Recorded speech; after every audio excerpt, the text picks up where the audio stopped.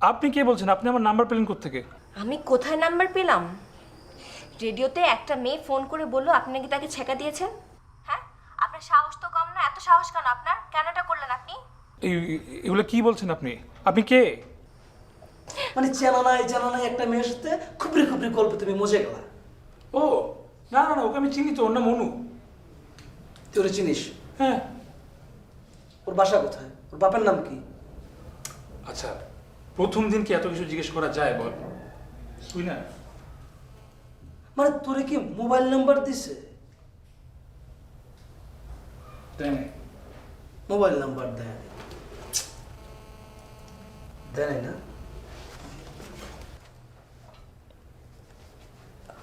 দোস্ত, মানে মেয়েটার কিন্তু আমার হেভি লাগছে। হ্যাঁ, মানে তুই তো প্রেম টেম করিস না, তোর তো এগুলো হবেও না। মানে দেখ না একটু আমার জন্য, মানে হয় কি না। হ্যাঁ, রাজি হয়ে যাবে আমার মনে হয়। এবার বুঝছি তোর মতলব। হবে না, যা ভাগ। কে রে, তুই তো সেলফিশ হয়ে যাচ্ছিস কেন? এগুলো ভালো না। মানে রিসাইক্লিং তুই জানিস না?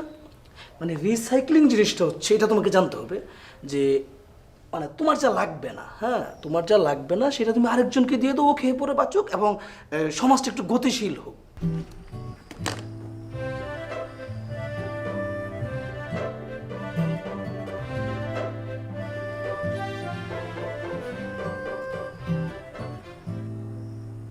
দেখ না দোস্ত একটু আমার জন্য, মানে তুই পারবি, মানে তুই চাইলে পারবি।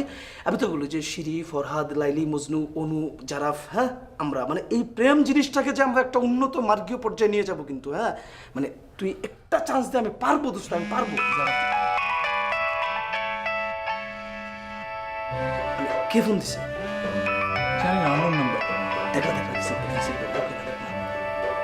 আচ্ছা ধরতেছি, তুই যা। মানে আমি থাকি না সব, মানে আমার বন্ধু না। না তুই যা, এখনই যা, বেরো যা। অদ-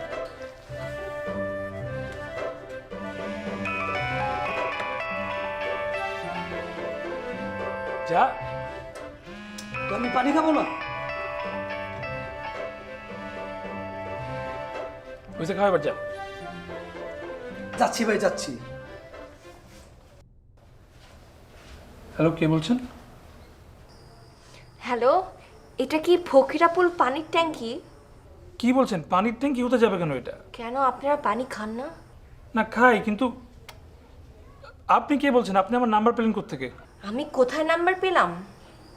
রেডিওতে একটা মেয়ে ফোন করে বললো আপনি নাকি তাকে ছেঁকা দিয়েছেন। হ্যাঁ, আপনার সাহস তো কম না। এত সাহস কেন আপনার? কেন এটা করলেন আপনি? এগুলো কি বলছেন আপনি? আপনি কে? আমি অনু। কোনো সন্দেহ?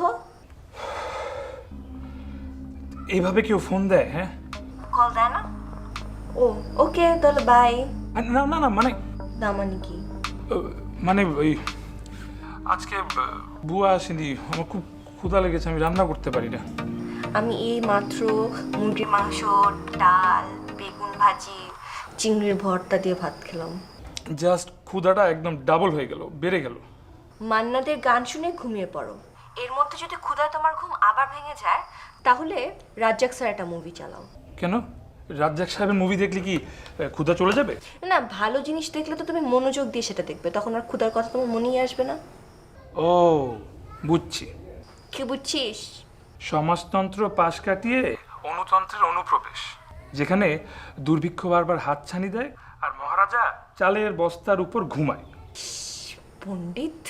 তুই পণ্ডিত।